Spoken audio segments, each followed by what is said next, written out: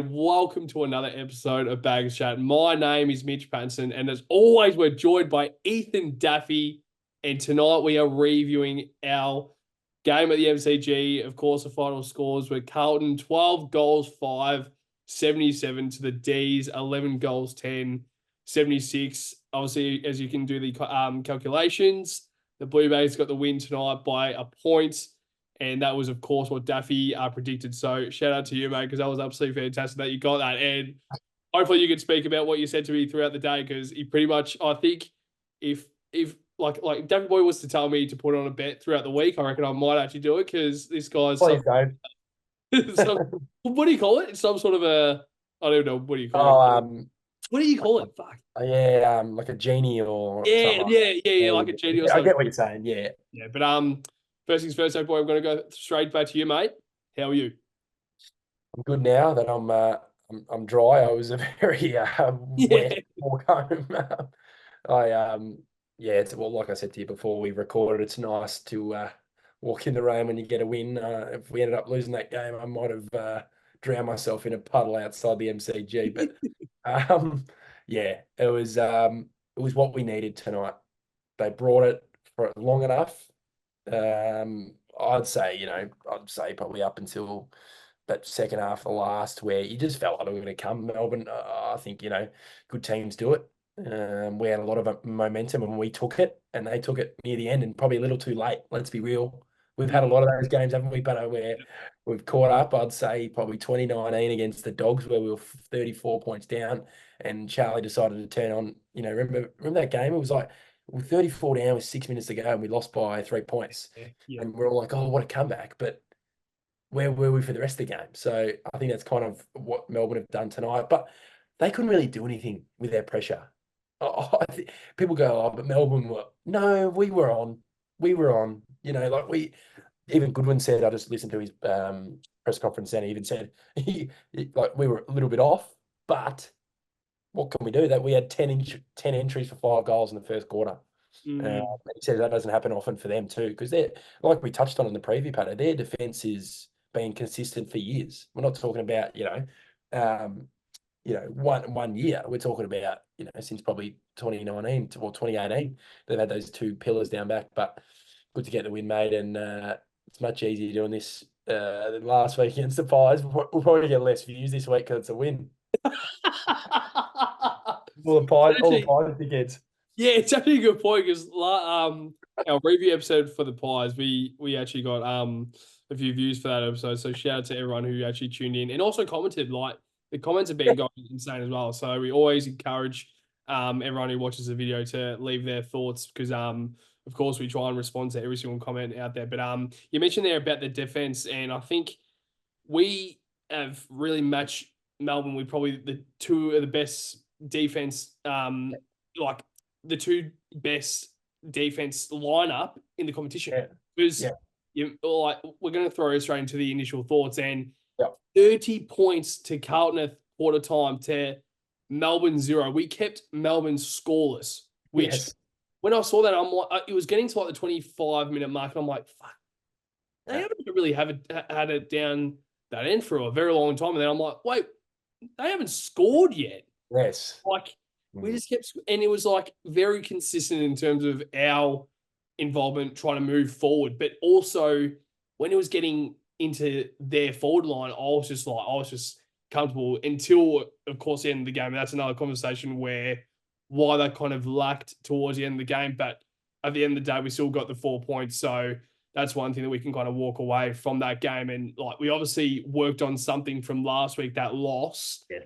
5-point loss, and still the game management is still another talking point, where if it is in the right spot where we want it, but I think as supporters, I just think we just have to try and take the win as it is. And I mean, we walk into next week where we have 6 wins and 3 losses. That's a pretty good score line. And we're well and truly in the hunt for the top 4. And we also know that we haven't even reached halfway through the season yet. So there's still a lot there's still a lot more of the season to come. But the ball use inside forward 50, I've been trying to mention it for weeks and weeks, and I know that I've been trying to speak about it with you, Daffy Boy, as well. And just the ball use inside 50, when they bomb it in, It frustrates the living fuck out of me.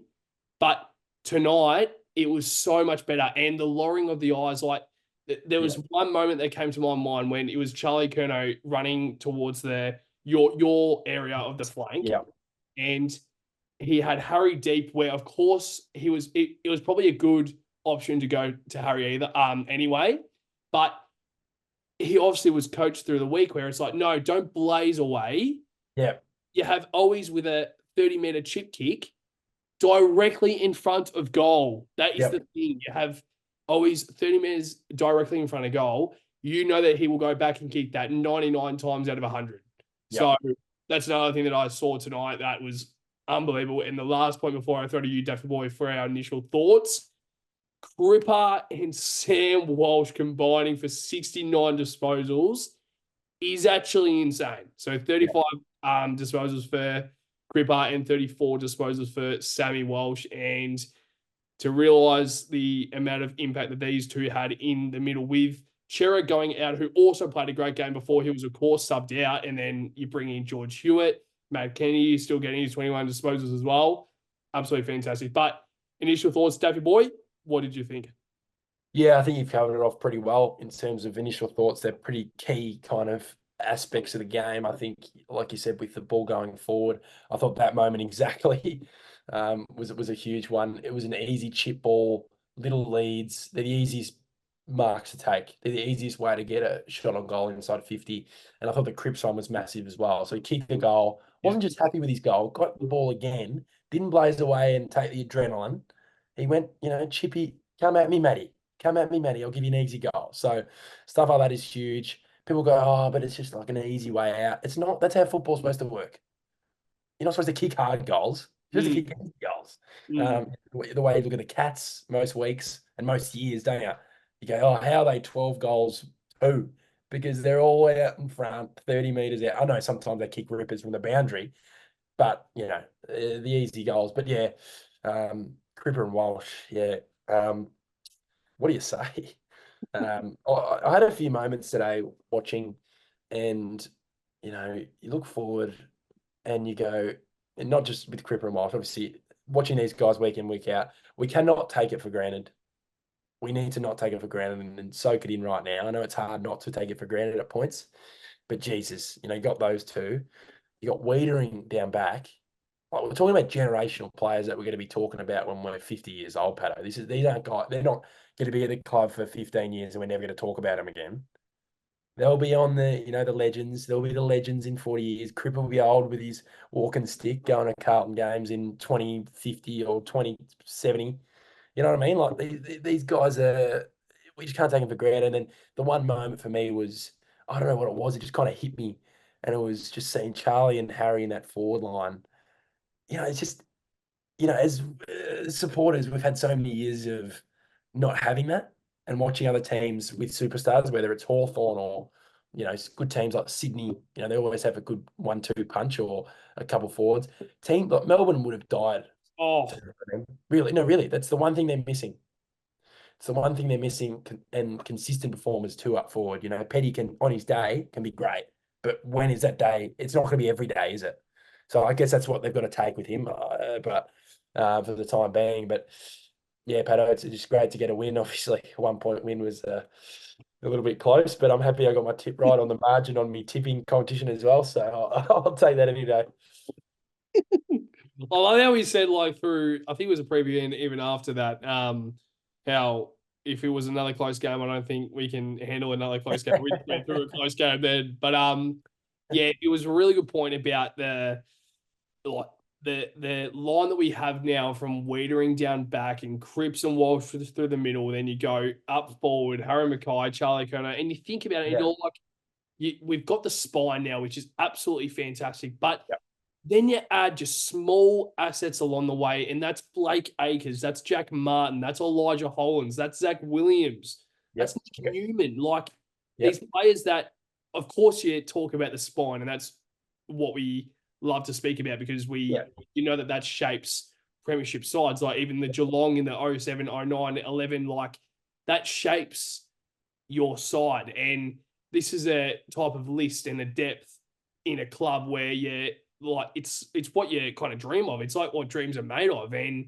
look at it, and you're like, you got Wiedering down back, who's a general and who is, I will say right now, who's the best key defender in the competition right now. He's the most informed key defender in the competition right now. And I don't know if that is a little bit over the top. I don't think it is as a supporter, Yeah.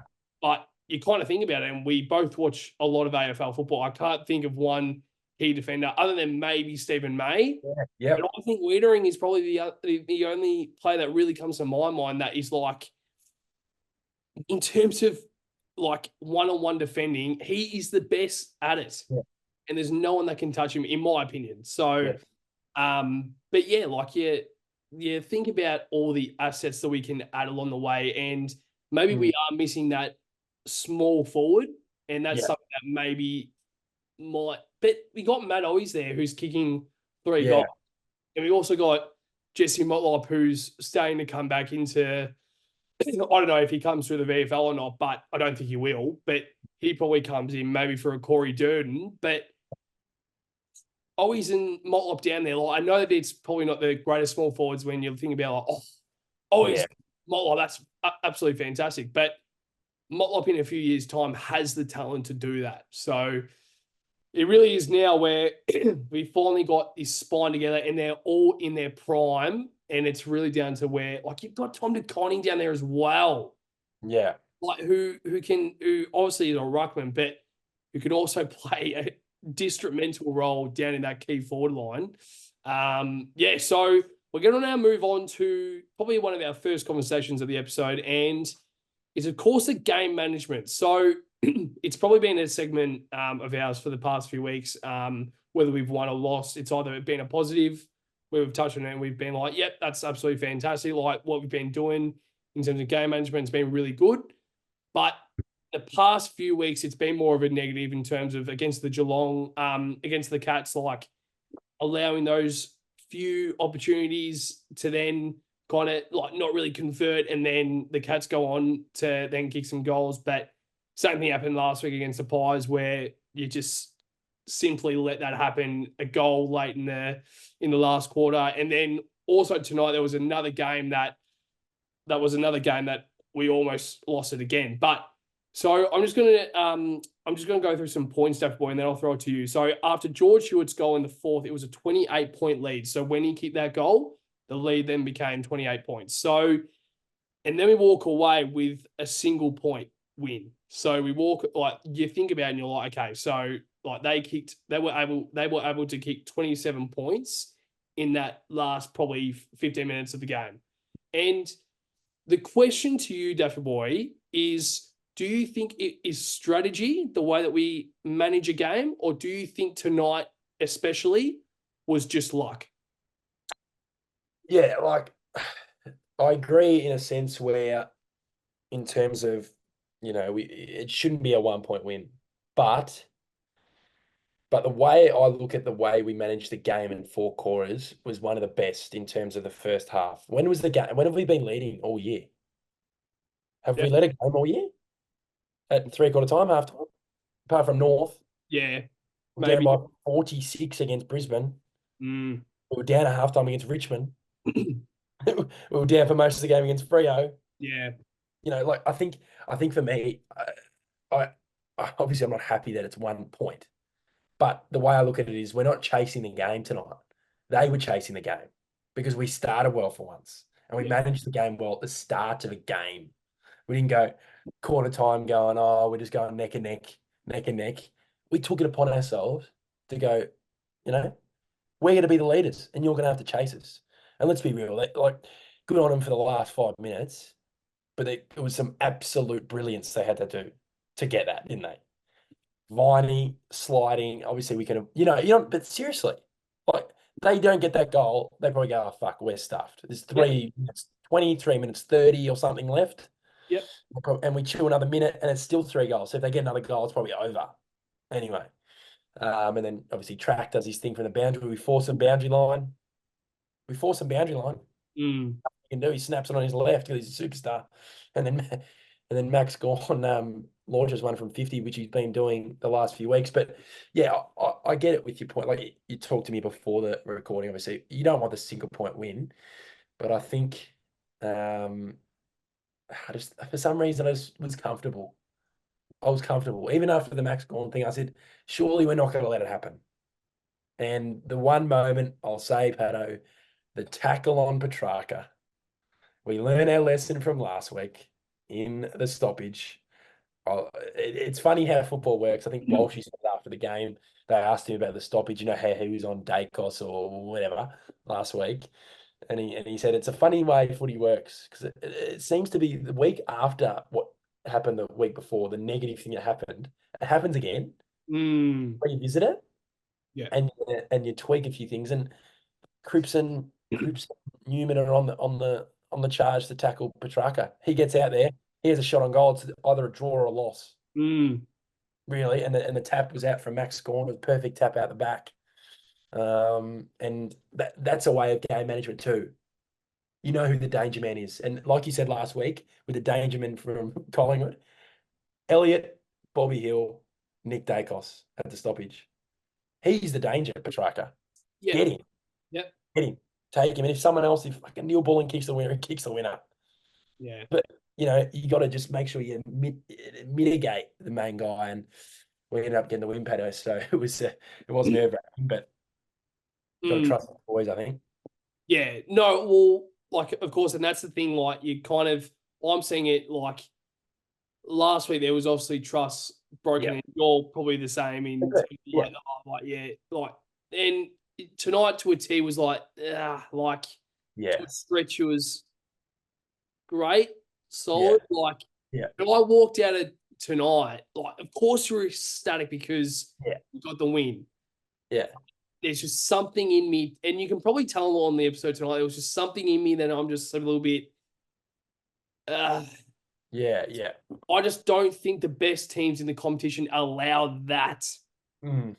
That's just my opinion. And now another thing about the game management, and you said it perfectly about in terms of Gorn and Petrarca and all these guys, like also Windsor having a freak effort from guys to have it back in. Yeah. So small things like that in terms of game management. Do you think that is something that Vossi has looked at in terms of in those crucial, say 10 minutes in that last quarter? Because Gorn's goal was from 50 metres out. So if he's kicking a goal like that, I'm fine as a supporter. Yep. Unfortunate, but we move on. Petrarca, left foot snap in the pocket. Yeah. Snap in the very wet conditions as well. Not much you can do there. And of course, one of the goals, as well as we just mentioned then, was the Windsor goal when Viney had a free kick. So all of that, do you think that Vossi has actually looked at that in terms of do not allow a goal like Jeremy Cameron from 25 metres out when it's 3 minutes to go to win the game? Do you think they've kind of more narrowed it as you mentioned there about the Dagerman, but it's you would rather Petrarca get a shot from 40 metres out on a angle rather than 30 metres out in front. I don't know if I I get that question right, but what are your thoughts on that? Yeah, no, I get what you're saying. I think what you're saying is don't hurt yourselves. If they're going to beat us, they're going to beat us through those goals, and they almost did. Yeah. And you look at those 3 goals. Let's be real. How many times is that happening? The Viney one. He was a centimetre from over the line, right? Yeah. And Windsor was there. Yeah. If he wasn't there, I know that's how football works. And also, I think it was Acres on the line, though. Acres on the line as well. So, he touches it. Yep. And the Gorn one, he's actually been kicking from 50 the last few weeks, so it's kind of becoming a normal thing. Yeah. So you look at those 3 goals, and there'd be 8 goals, 10, 11, 12, and you win by 3 goals. So, it's you can look at it both ways, and of course, you can avoid Max marking that ball, but it's a frenetic game of football, Patto. These AFL these days, what I love about it is the momentum. Doesn't matter who you are. Could be Hawthorn, going on a run last week against the Dogs. There's nothing more exciting than seeing your team on the run. And I always say, it's when you let them get one. Let them get one, which is the Windsor one. I knew it straight away. that they'd be getting a sniff. You could feel the crowd. You could feel they had belief. It's about knowing, okay, we've got one. They've not let us get one, but we've opened the door now for ourselves because they were struggling, weren't they? Yeah. Well, even in the last quarter, when they kicked a few early in the last quarter, I felt when their wingers had it at probably halfway, they were chipping, and our defense was solid for most of that quarter, Patto. So, like, I thought if we lost that game, it would have been shattering because I thought we set up really well in the last quarter. I know ahead of the ball we could have been better, but I thought we did the job in a wet game early and in that first half and in that third quarter where they could have caught up and kicked 5 in a row, but we just kept coming back. And that's a momentum killer, isn't it? When you want to come back and the other team just goes and gets a clearance, and our clearance game was phenomenal, by the way. But yeah, you just get a clearance and get a goal, and it's just like, oh, yeah, as the Melbourne's point, you're probably going, oh, fuck. Like, we're not coming back. Like, Melbourne was going, like, geez, like, what are we going to do? Like, we get a goal and then you win a clearance, Yeah. So, I don't know. It's a tough one, this game, to really analyze game management, isn't it? Because you don't know if it's luck in the last 4 minutes and a bit of just momentum, sheer momentum, Yeah. or just, I don't know. Yeah. I think it would be a bit of both as well. Like, Yeah, always. at the end of the day, if you get wins in these close manners, like, yeah, kind of look. I mean, you also look back to the semi-final where I'm sure the D's would like playing against us nowadays because we've had some pretty epic battles. But you kind of look back to the semi-final with Akers and how that freakish play from Wiedering inside to Hollands. Yeah, exactly. Pretty lucky kick to Doctor just get over. That's what I'm saying. Lockie Hunter going through. And then it's just a freakish play. And then you have Buddy Mitch McGovern and Brody Kemp down there in the forward line. It's just small, freakish stuff like that where, it's just luck. It really is. It really uncontrollable. Yeah. Like, could not stop that probably after Stock got the kick. They couldn't stop it. That goal last year. And it was similar to some of their goals tonight. Like in that last bit, what could we do with Gorn? Pitto was great. And he's out on the 50 and it was a little chip, hit him, and he wheels around and kicks it. You know what I mean? So sometimes, I know a lot of people are saying the same thing where it's frustrating it's a 1 point win, but fuck me. You look at the end of the year, unless it's, percentage, I know percentage everyone talks about it. I think we're quite comfortable at the moment compared to past years with that. But it's just like, just get the win. And in round 24, you're going to be going, yes, we're in the top 4 because we won games like that. Won games like that with backs against the wall. Let's be real. The media shat on us all week. Yep. And it was probably fair. Yep. And also when it gets to like that kind of that 7 to 13 range where it does get a little bit tight. Like I even looked at the scoreboard and it was like, fuck, it's 13 points. Like it's pretty tight. And if they get another goal, it's like, oh God, and then it's 7. But you kind of think about it, and the defense structure that we had, and you mentioned there about how the D's couldn't get past our defensive system, and it's quite funny you say that because the past few weeks, probably the whole year, we've been on the other end of it where we just couldn't get past the good slides to try and find a way, and that then led to us bombing it in, and that is what we don't want as a club. We don't want predictability, always trying to bang the ball inside, because then like May and Lever would be, they were probably expecting that. Let's be real. Yeah, they were. And like when you bomb it in, sometimes it's fine because it's a highly contested game. It's a wet weather, footy as well. It's tough, and you've got TDK down there as well with Charlie Curnow, Harry Mackay. You've got Talls down there, and Jack Martin, who is another player that we would definitely touch on sometime throughout this episode. And there's just small things where like I like it, but when it gets too predictable, where you kind of get to that 70-meter arc on the wing, and you just try and bang it in because that's the only option. It's not the only option because Matt Owies is calling for a lead, and we kind of shat on Owies a few weeks ago because he's only getting like 3 or 4 touches. He was probably trying to get the kicks, like the small kicks, and and then he wasn't using that option. So it's plenty of things there. But so let's now move on to another talking point. And I saw it tonight, and as soon as I saw his game, I thought straight away of this player and the type of role that we might have. And heading into finals, it might be a bit of a wild card. So Charlie Curnow, who I thought was close to best on ground tonight. I think was really good in terms of the when he had the ball in his hands, you just knew the same was going to happen. So 2 goals, 16 disposals, which I thought was quite solid. And you can't, if you look at tonight's game from Charlie, I kind of straight away thought about it, and right away I thought of Jeremy Cameron and the role that he sort of plays at Geelong. I kind of think that we kind of have that with Charlie, and it's the roaming free ahead of the footy for large periods of the game. And you really do think about it. And is that a bit of a like an outlandish call? Because like, of course, Cameron is his own player and Charlie is his own player, and I think they're two very different guys. But did you see a bit of similar, like a bit of a similarity tonight, Daffy Boy, between the two players? Yeah, I think with I'm not going to have a go at Cameron or whatever. I think he's like you say, he's probably one of the best top three in the competition. But I feel like there's been this everyone's loving him. Every little thing he does. You know what I mean? Like every little thing he does, and he's been great. Not saying anything about him. If you're a Geelong supporter, I love the way he goes about it. He's a great player. Phenomenal. Absolutely phenomenal. One of the greats, probably, by the end of his career, definitely. But everything he does is like everyone loves him. Like he could tie his shoelace at half forward and they'll study it on Fox Footy. So, but in terms of your question, yeah, I think him higher up the ground is better when he's around the footy. And it kind of forced him to actually work a little bit harder, in my opinion, because if he's deep, he's just asking for the ball to be set up. So, yeah, I like him higher. And I've been saying it, Harry Deep is nice too. You can have Harry Deep. You can have Harry Deep. I know he only had his 9 touches tonight. But and then you got Jack Martin, and it frees up space for Owies, like you said. And Charlie's one of the best kicks in the team.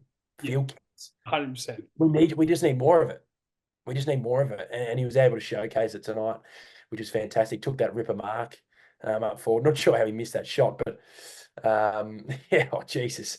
But yeah, what I like to see is Charlie when he's getting that ball hit the deck, and that one where he reeled around, wheel around on the boundary. You knew he was kicking that. Even me, even my mum said she's like he likes it when it's in front of him. The ball's hitting the deck, and he can wheel around and play that natural game. Yes. Play that natural. Sometimes it's better when it's a scrappy ball to him. To be honest, he finds a way to kick goals, and yeah, credit to him. Credit to him. He's going to play different roles. He's going to be playing the target man at some stages. He's going to be playing roaming free. But all I want from him, all I want from him is just that effort to be able to get the ball and make yourself available at all times. Whether you're the kick down the line, the option to get it to the boundary, or you're the guy around the contest and be a Jeremy Cameron type, or pushing defence. Took a massive mark in the last minute, minute 30, which was massive, and that was a good coaching call as well from the team. And obviously it seems like they're pulling the trigger on that quite a fair bit lately, which is fantastic. Yeah, well, I think the dying moments of every quarter tonight was Charlie It was good. being sent back, and I love that. And so moving forward, and like you mentioned there about Harry Mackay, and I think the reason why I love this so much is because Harry Mackay can play deep. Yes. If Charlie decides to roam forward, you've got Tom De Koning down there as well. Yes. So there's small things like that we don't actually realize until it actually happens, and then you're like, wow, oh, Charlie's in the back line. Oh no, well, who's down? Oh wait, no, that's all right. We got Harry Mackay and TDK down there. That's fine. So moving forward, do you want to see this role happening with Charlie? Yeah, I think it really depends on how the game goes. I think next week he might have to be that stick more in the forward line because it's a smaller ground. Yeah. With the SCG, I know it's wider, but it's a smaller ground. So you know what I mean? It's probably easy to get inside 50 and get it deeper. So it's a matter of who's matched up on him, whether I think McCartan had an issue with his concussion last week. So we'll touch on that obviously in the preview, but you got to just kind of just see how you go and who the matchups are and the dynamic of the defense for them. Because I think if you drag Lever on May out, which he did, it really helps our other forwards. And they couldn't really get going, could they? I thought May was okay. I just thought Lever didn't have the inset mark impact that he has had And last week he was phenomenal. He had 12 intercept marks against Geelong. So we didn't allow that. It's a good piece of footage if you guys haven't watched it, if you haven't watched it, Patto, where TK is at the 50 and the ball goes over the top and he just does this lead, his 5 meter lead, and drags Lever out of the contest. And it goes out the back, Cripps kicks a goal. So just those little things, and that is what they're looking at in footage. That's coaching. That is coaching, going, do those little things. Little off ball things. No, the casual football supporter wouldn't even know shit happens like that. You know what I mean? People just think it's simple as, yeah, it's just flog it on the boot and get it forward. Little things like that open up avenues, and the captain keeps the goal. So, Mm, little things, mate, little things. mm. So yeah, I mean, like really well said, and there were small moments tonight where the Yeah. past few weeks has been quite poor, and the moments of tonight where I think we kind of made the most out of them, and it was great to see that. And this is just small things where, of course, the game management wasn't perfect, of course, but you need to remember it's round 9, so Yeah. yeah, like as we mentioned at the start of the episode, there's still such a long season to go, and I'd much rather this happen right now Yeah. than round 18. And it's not like we even lost tonight. Like No. you can kind of adjust that, and I could guarantee. Well, I mean, I don't know, but I could almost guarantee that Vossi wouldn't be too happy with that tonight as well. I think his attitude would be a lot more like. I mean, of course, it would be positive because he just beat a top 4 potential side. But Yes. he's like, well, why do we let that happen? Why do we let that happen? So we're going to now move on now to the I've got one more segment, Dave Boy, before we touch on the bagger of the game. And it's just a question regarding Yep. the players that we brought in this week. So, of course, Ollie Hollands, Jack Martin, Mitch McGovern, and Brody Kemp were the 4 inclusions this week. Now, I just want to ask you a few questions in terms of like Ollie Hollands. The reason why he was brought in my opinion, was to add that third winger. There was a few reasons for that with Ollie Hollands coming in. You've got Matt Cottrell who can play more of that half forward role. And then you've got Akers who can really be that genuine winger. Ollie Hollands as well, who is an absolute gut runner, who ended up getting 21 touches, who you kind of look at his game and you're like there was few moments that kind of straight away and you're like, fuck, that's annoying. But overall, he was solid. I won't say he was great, but he was solid enough. I just think his awareness around the footy needs to improve a little bit, and that just comes with experience, in my opinion. So Ollie Hollands, I thought was solid.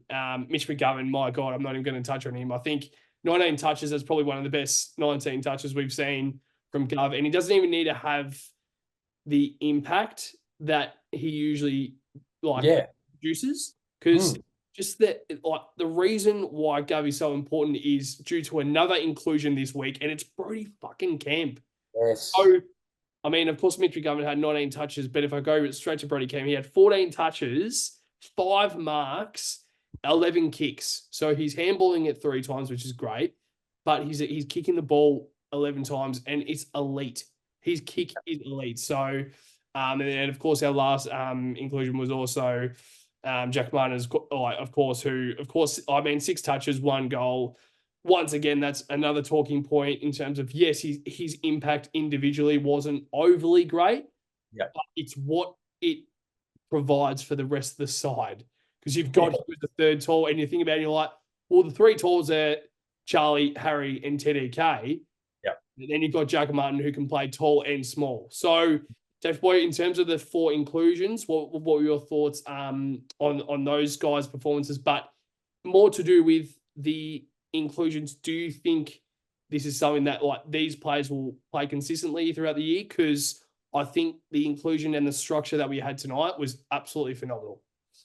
Yeah, I think the way we played, I'll say obviously the personnel helps, and I think it's massive. But I think the way we played, whether we had those personnel tonight or not, I think we would have played the way we did because just the intent and the pressure and all that was up. That's just my first point. But with these guys in, man, what were we doing? First of all, I'll just start with not the inclusion, but a technically inclusion.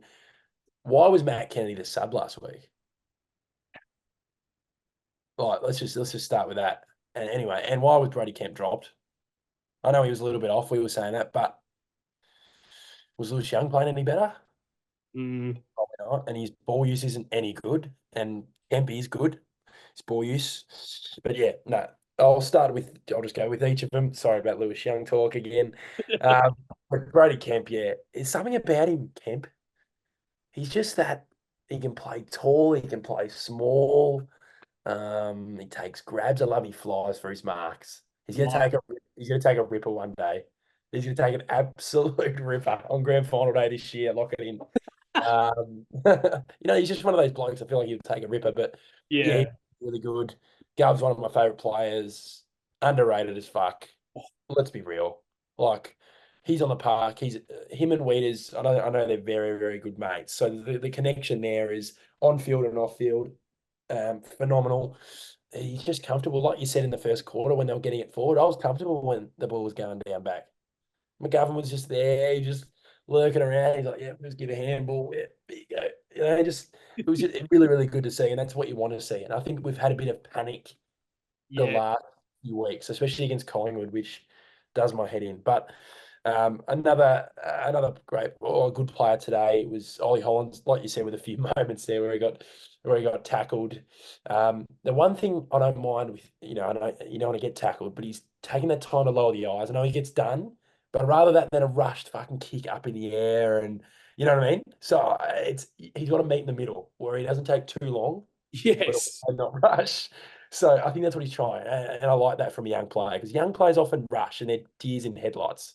So, Yeah. no, he was good. He had massive moments. I think that there was a few punches on the wing near the bench wing that was huge. And he's a guard runner, and he's a runner. He's always in a good spot, so he'll get a game every week just for his running. Let's be real. And who was the other in? Who was the other in? I think I've covered them. Jack Martin. Jackie Martin. Jackie Yeah, Martin. he took a good hanger. It was a very Jack Martin thing to do, just pop out of nowhere and take a mark. But yeah, he was quiet. But let's be real. What are you rathering, him or Razio's impact on the game? Exactly right. Like, At least Jack Martin's kicking the goal. yeah, when he had his moment, he kicked the goal. But I think structurally, he puts a lot of pressure on the other team to go, fuck, we've got to man him up. With Razio, you probably go, let's just put our sixth defender on him. Yeah. Last week they're putting fucking whoever they've got down back there. Just go, not even anyone. They probably have points. Just let him go. Let Yeah. him run Yep. home. He's not going to get a touch. It happens. I hate to say it, but that happens in football, any level. If you Mm. guys on impacting or dangerous like Jack Martin is, and you're playing Orazio, then it's not going to help you. But yeah, Mm.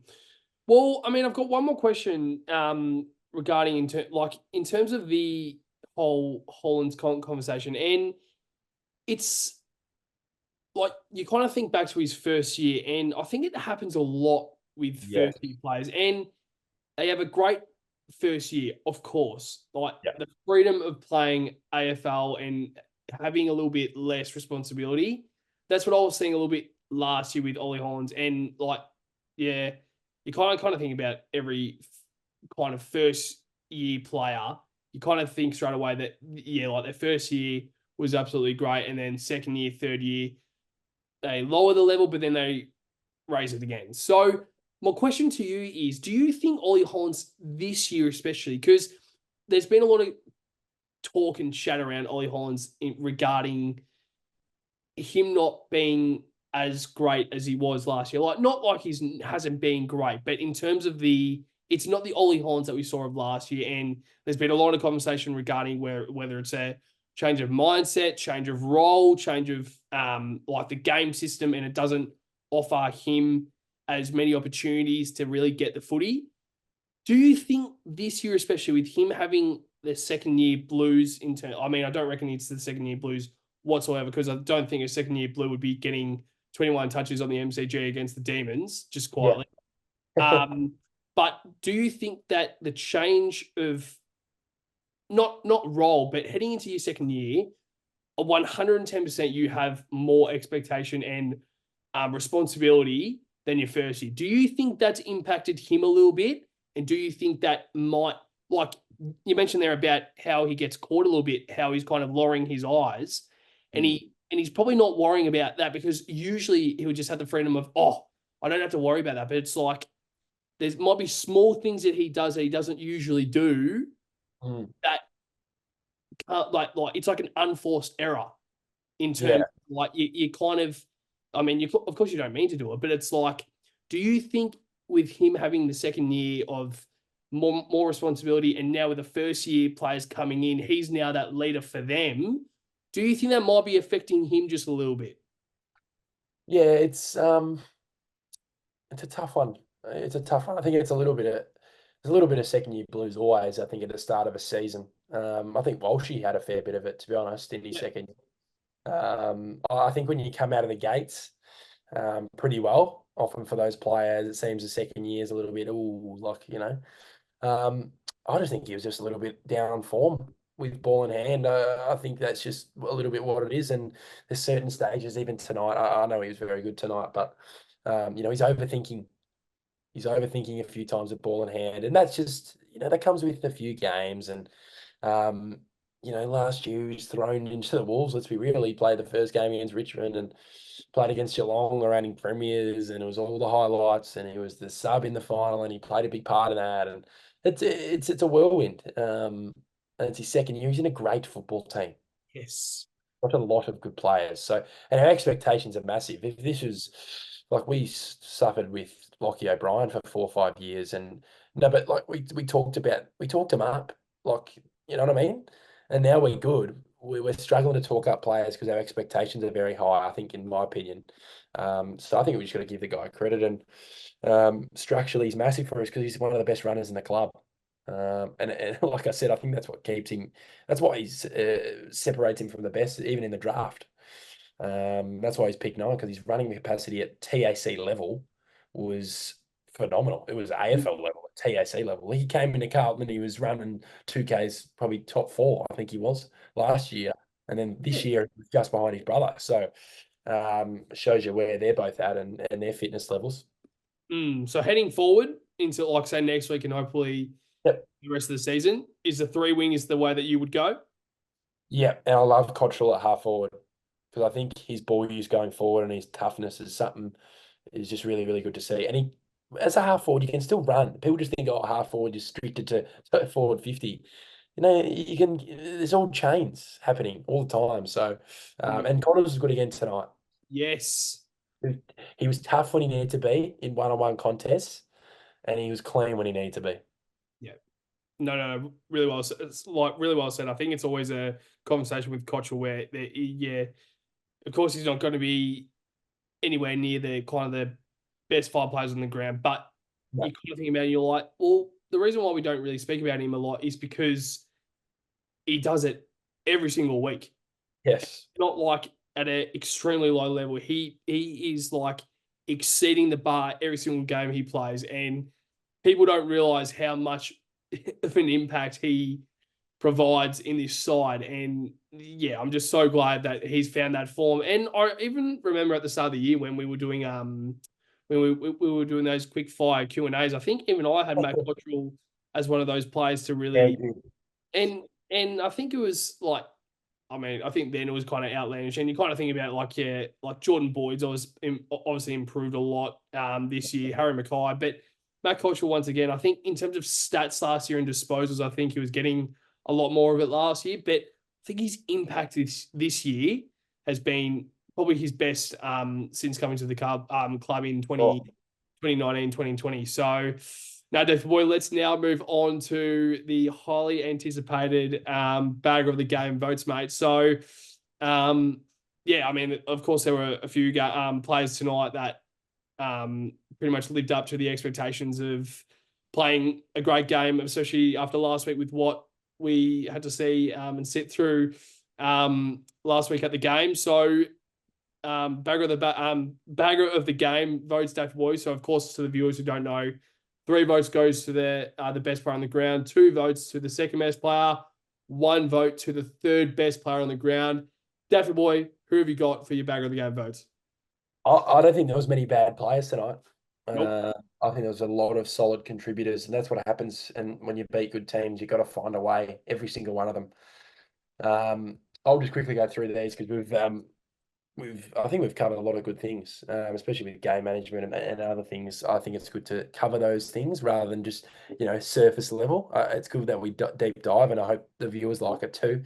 But yeah, I'll just start off with, I think the skipper has to get a vote. He could have had me 3, could have had me 2 for sure. I've got him with 1. Could have easily been 3, like I said. He was phenomenal. 2, Sam Walsh. Is Thank fuck we were shit in 2018 because Yes. we went through that pain of 2018 for him. It was all worth it. It was all worth it. Yeah, fantastic performance.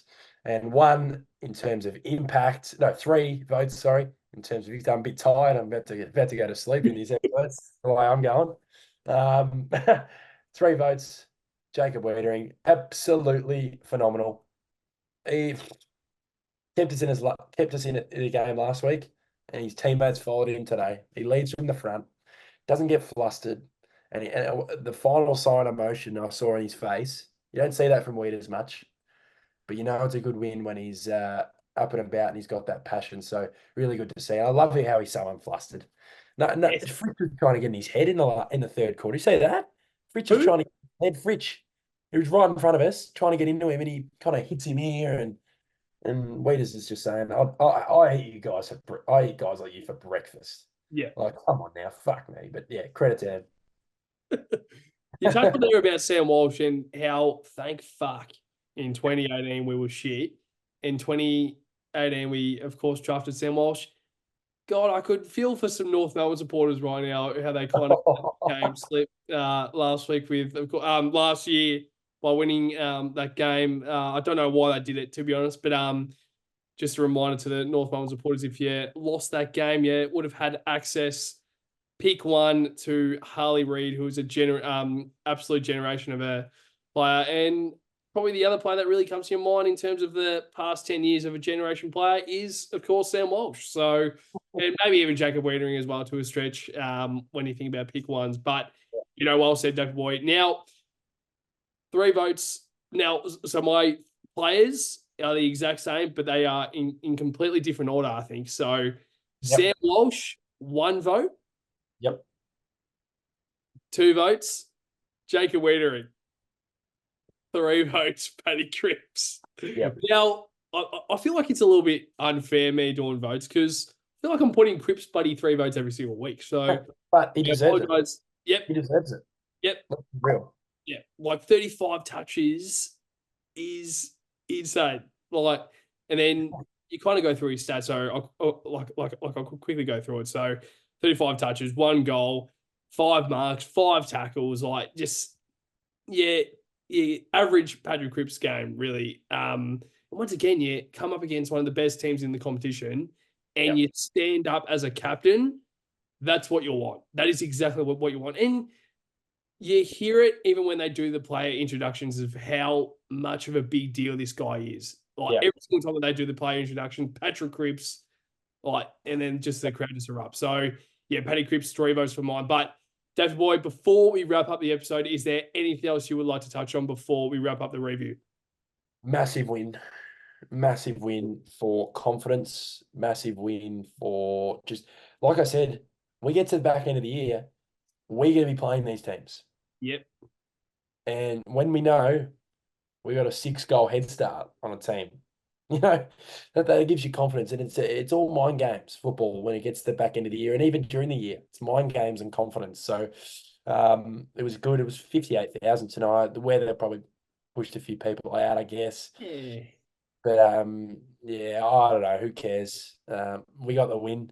The atmosphere was still pretty good. Blue baggers were up and about. So, especially on that final siren, geez, I almost had a heart attack. But I was yelling at the timekeeper to fucking press the button. Lucky I wasn't up there. I would have probably put a gun to his head the way I was going. But to press the bloody siren. But no, I'm happy, mate, and it's good to have a win to start the weekend. Yeah, no, well said. Shout out to the 2 other timekeeper at the MCG. I'm sure you'll have to deal with that, buddy. Plenty of times throughout the season.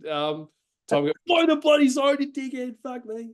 But well said and well wrapped up, those boys. So, I mean, once again, it's a great win to reflect on, and you kind of think back to those dark years when we were getting 2 wins a season, and here's me like kind of a little bit like not really over the top about the win, and it's because it's a 1 point win and it could have been 25. Like, how spoiled are we where we're kind of complaining about the 1 point win? So, no, I mean, like at the end of the day, it's absolutely fantastic to have a win like that.